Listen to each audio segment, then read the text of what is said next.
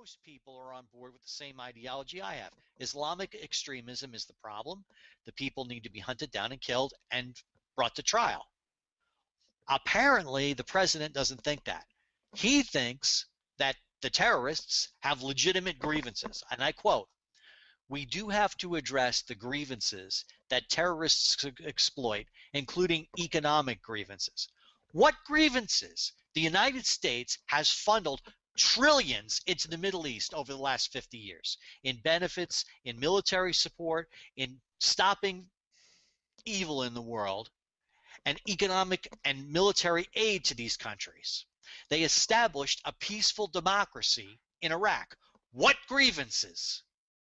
What grievances that you would fly planes into a building in the center of New York? What grievances that you would execute people on the beach in a row because of their Christian religion? I'd like to know. Tom. He didn't say that in his speech. What economic grievances? Why didn't somebody in the audience stand up? "Excuse me, Mr. President, how evil are we? Tell us." Yeah, well, how about this, Tom? He also said no single religion was responsible for violence and terrorism, adding that he wanted to lift up the voice of tolerance in the United States and beyond. Is this guy for real? This guy is a terrorist sympathizer. I'm not going to say he's a Muslim. The guy says he's Christian. Okay, fine by me. But I got to tell you, when you stand up there and you try and justify the massacres that are going on in the Mideast and the violence and the brutal atrocities that are being perpetrated on numerous people simply because they have a different faith, you got to say, hey, wait a minute. What you're thinking here, Mr. President? What's the reasoning? What legitimate grievances? That's the question that needs to be asked. I'd love to have an interview with the guy and pin the guy down. Nobody does this to the president. Every interview, from even the Fox News people, what's his name?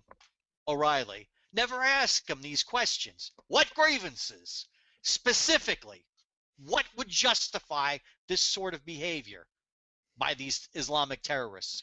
What's the excuse? You think that that's what they're doing? Does he seriously think that terrorists, the reason that they're doing what they're doing is because of some sort of grievance against the United States?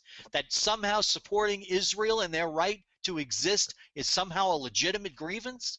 There is nothing legitimate about ISIS or their grievances. Have you seen pictures of what Syria looks like? Of the streets and the cities? Of what Damascus looks like now? It looks like Berlin after the Allies went in. It's that bad. Every street filled with craters from bombs. Every building looks like Swiss cheese. And this is not just in Damascus, it's every city. What grievances? How have we mistreated the Arab people? I'd like to know. We provided refugee status when Saddam Hussein was doing his thing, and we gave the Iraqi people who fled to the United States refuge. We've given Iranians refuge when they came here. Yep. What grievances? Where has it? Are the Palestinians somehow aggrieved because Israel says, hey, we got a right to live without fucking bombs landing on our head? When you set up kids to throw rocks at the Israeli soldiers, what grievances? Give me a specific example. I'd like to see it. Because anything that you say at this point, Mr. President, I'm going to act like this. I'm going to be that mad. What grievances? The United States president cannot stand on the side of terrorists. In the middle of the war on terrorism, we have elected a president who sympathizes with the enemy. 50 years ago, they would have thrown him out of office for what he said. Nowadays, everyone goes, oh, well, yeah, I guess they do have legitimate. That bullshit they do. You know how many millions of dollars that we've spent on aid and medicines and helps? The girl that just got killed up in Prescott, you know why she was there? She was trying to help these people. Yeah. What grievances? Exactly. I would really like to know. They killed her because she came to help them. She came to, there are pictures of her with the Muslims over there, with the people that she was trying to help, and all she was doing was trying to sympathize with them. And what did she get for it? She got blown up. She got killed. Yeah. She was taken prisoner, and who knows what they did to her. And then she got killed in an air raid. She may have been killed by them. Who knows? She got Who killed knows? by them, Tom. Who knows? She had probably been dead, and they just hadn't announced it yet. You know, it just it baffles and boggles the imagination. This is what comes of a president who sympathizes with the enemy. You know, a couple days ago, the president had a controversial Muslim leader, a guy who's been critical of Israel. This is a guy who says Israel should be on the investigation list for the 9/11 bombings. Seriously. Yeah. They may be behind it and that kind of thing. His name was Salam al-Maradi. I don't know. I'm not Arab. I'm not Islamic. So if I pronounce the name wrong, screw him. Founder of the Muslim Public Affairs Council, MPAC. These are sympathizers with the Muslim cause over there, the extremist Muslim cause. Just like CARE. And he's got a picture of himself with Biden and everybody. He said, and he tweeted out, "We joined Joe Biden for a discussion at the White House, CVE summit, the one that he had a couple days, which kicked off today." Right. This guy's meeting with the people that are supporting this sort of behavior and sympathizing with them, saying, "Oh well, we got to worry about Islamophobia." Nobody worries about Jewishophobia, about Jews being slaughtered up in Europe and spit on and thrown rocks at, just walking down the street. Why doesn't he have a summit on that? You know why? Because he sympathizes with the Muslim cause. It's not a religious thing. It's a political thing. He sympathizes with the cause of the Arabs and the Palestinians. And now that a whole bunch of them have run amok in the Mideast under the banner of ISIS, waving a black flag and cutting everybody's heads off, he doesn't want to come out and say that's wrong, because he says, well, they got legitimate grievances. That's our president. It's one thing if a senator or a representative or a community activist goes around talking like that. You can expect that. They're going to have sympathies with the. It's another thing when the U.S. president, the leader of the free world, and the guy that's supposed to stand up and say you can't do that, sympathizes with that cause. It takes on a whole nother texture, doesn't it? Oh yeah. Well, hey Tom, you know it was just too nuanced for you to understand. You know that the Marie Harf and the other nitwit down there, Jen Psaki, they probably are on board with this attitude. Probably. What are you talking about? Of course they are. How do you think they're holding on to their jobs? This all goes back to the mentality that somehow the United States is responsible for the way these people treat each other in third world countries, that somehow the United States exploited them or ripped them off or something. And that all goes back to America's not exceptional because we exploited ourselves and we destroyed the American Indian and that kind of thing. And it goes back to his apology tour. It does. It does. You know, I don't know how much damage this guy can do in the next 2 years, but man, it's going to be bad. It's going to be bad. You know, if you're sitting in Congress and you get wind of this show, why don't I tell you something that you guys need to do? You need to impeach this guy. Find something. Get rid of him. Figure out what you guys are going to do. But if this guy keeps going on the way he's doing, there's going to be a lot of people dead. And there's going to be a lot of people dead here, not in the Mideast. You know, they've been talking about ISIS sneaking extremists and sympathizers back into Europe to do damage and cells. And you know they got camps here. Oh yeah, and they got camps here. It's amazing to me that people they're in existence in our country. You know, Boston. I'll give you an example. Boston. These guys were Muslim terrorists too. They were Chechen Muslims, but they were Muslim. And this is if they were in a country that took a rather dim view of Muslim extremism and had a president that stand up, and maybe it wouldn't have happened because they would have known, listen, we can't go to the United States and we can't find sanctuary there because the police are on every corner looking for people like us.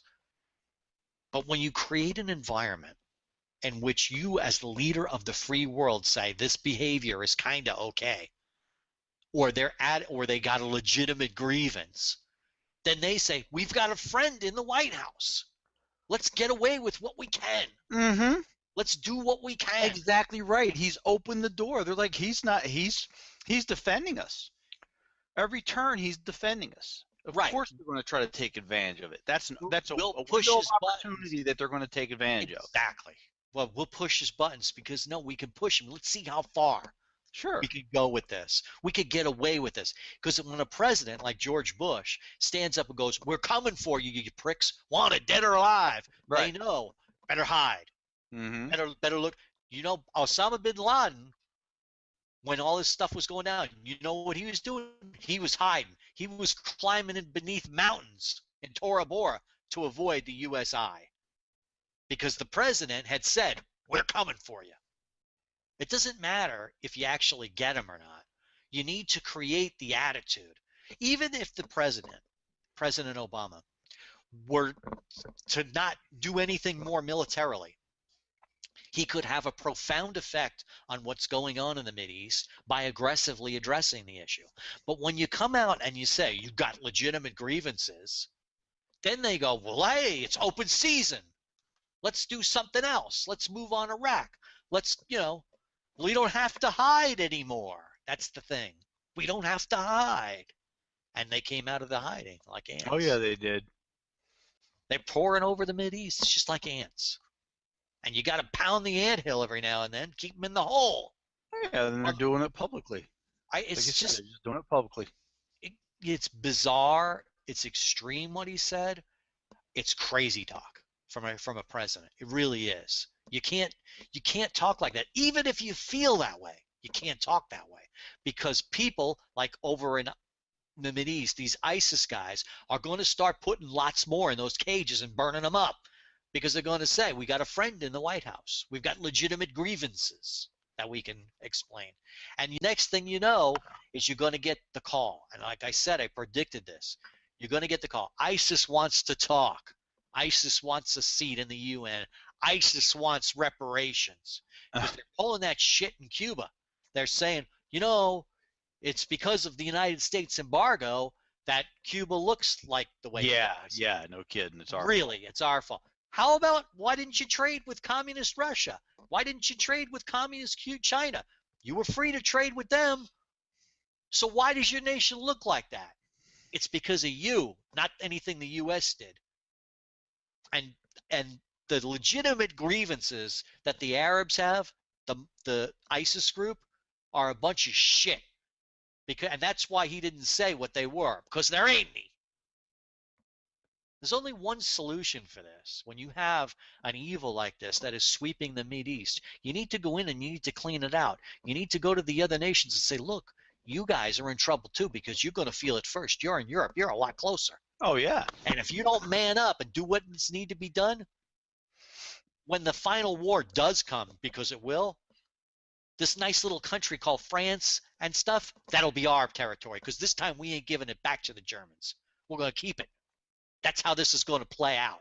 And they need to be told that and say, look, you need to fight for your country, because if you don't, one of two things will happen. The Muslims are going to come in and take it and chop off your heads, or we're going to come in and take it and keep it this time. Because we're tired of taking over your land and saving it for you guys. Because that's what happened. We invaded France and we invaded Europe to get rid of the Nazi menace. And then we said, here's your country back. Well, this time, let's not give it back. I'm tired of fighting for the same fucking land every few years. I think I've said enough. Yeah, I think you're about to blow a gasket, Tom. Well, it's early in the day.